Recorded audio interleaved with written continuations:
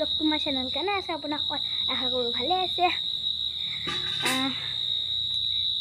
আজি কাতি বিহু, সেইবাবে 3 গছ চাকি দিলোঁ। মাও মাত্ৰ নামঘৰৰ পৰা ওলাইছে আৰু আপোনালোকক দেখাওঁ বলক ক'ত ক'ত চাকি দিছোঁ বলক। একেবাৰে তাতে লগ পাম। তো গাইছ আহি পালোঁ আমি বাটলৈ। আশা কৰোঁ ভালকৈ দেখা নাই জানো, কাৰণ বহুত আন্ধাৰ। এয়া এগছ চাকি, এয়া আৰু এগছ চাকি। দেখিছেনে?